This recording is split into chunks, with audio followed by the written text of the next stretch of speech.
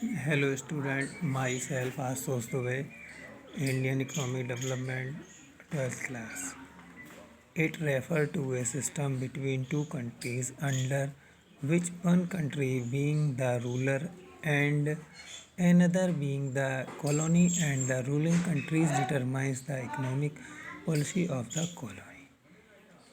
हम हम किसी की जब कॉलोनी में जाते हैं जो कॉलोनी पहले से ही होती है, तो उसी का हमारे ऊपर रूल चल रहा होता है।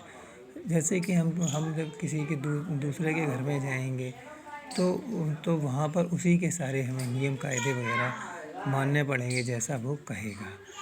इसी तरीके से stack stack stack economy, it refers to the economy which stuck और very slow its pass of development. Like हम ब्रिटिश जब हमारे यहाँ आए 1757 से और 1947 तक उन्होंने 200 साल हमारे ऊपर मतलब रूल किया। तो उस टाइम में हमारी जो इकनॉमी थी, its refers to stagnant economy, it refers to the economy which stuck और very slow its path of development. उस टाइम में हमारी इकनॉमी रुक गई थी और very slow its path of development. ये नहीं पता चल रहा था कि हमारी इकनॉमी बढ़ रही है या क्या हो रहा है क्या नहीं हो रहा है। तो बिफोर कॉलोनियल रूल, जब हमारी 1757 से पहले की हमारी ये स्थिति थी।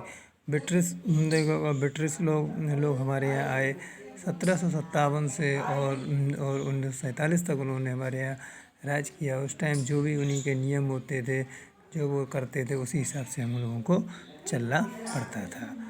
और agriculture was the main source of employment and living.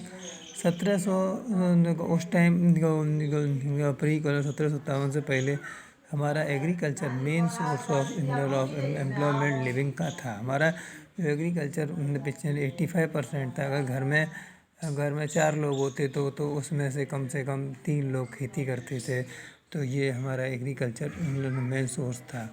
Only those crops were grown that are used for self consumption and for village artisan. हम केवल वही फसलें उगाते थे जो अपने यूज़ के लिए होती थी और व्यापार धंधे से कोई मतलब नहीं था। एंड फॉर विलेज आर्टिशियन, जो हमारे यहाँ गांव के लोग थे, कोई मतलब जो मिट्टी के बर्तन बनाते थे या कोई वैसी चीज़ बनाते थे, वो मतलब हाथ की बुनाई कढ़ाई का काम करते थे या फिर मुड्डे वगैरह बनाते थे। तो उनके अगर उनसे हम मुड्डा लेते थे या हाथ के वो सारी चीज़ें लेते थे, तो फिर हम उनको अपने बदले में जो हम अनाज उगाते थे वो हम उनको दे देते थे।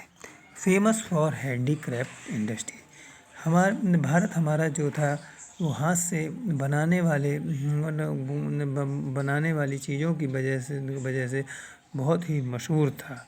मतलब हमारे यहाँ की जो ऐसे टाइप की चीज़ें या चादरें बनाई जाती थी जो एक अंगूठे में हम उनको रख सकते थे। बड़ा ही मुलायम और बहुत ही अच्छी चादरें होती थी, जिसके लिए हमारा पूरे सब जगह हम मशहूर थे। और ये जहाँ पर भी थे, इसीलिए हम सुख समृद्धि दायक थे, क्योंकि ये जो हमारी जो चादरें बनावट में बहुत अच्छी थी, लोग इसको बहुत पसंद करते थे। Enjoy extensive trade in Asia and Europe. हम जो व्यापार जो भी हमारा होता था, कॉन्टिनेंट्स एशिया और यूरोप से हमारा व्यापार होता था। Asia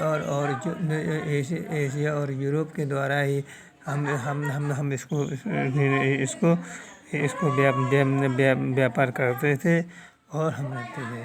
independent, self resident and prosperous, हम आत्मनिर्भर थे और सेल्फ रेजिडेंट को सुख समृद्धि और संपन्न थे। भले ही हमारे पास पैसा नहीं था, तो हमारा 1757 से पहले पैसा हमारे पास नहीं था, लेकिन हम अपनी खुशहाली में जीते थे, जिनको मतलब 2 रोटी खाना सुखी रहना जैसा हमारा वो था। लेकिन ब्रिटिश को 1747 के में जब से ब्रिटिश आए, ब्रिटिशों ने हमारी पूरी कॉलोनाइज व्यवस्था पूरी ख़राब कर दी। उन्होंने अपने नियम लगाए, टैक्स लगाए, और उन्हीं के द्वारा हमने हमारा जो भी कुछ हुआ वो हमारा नुकसान होता रहा।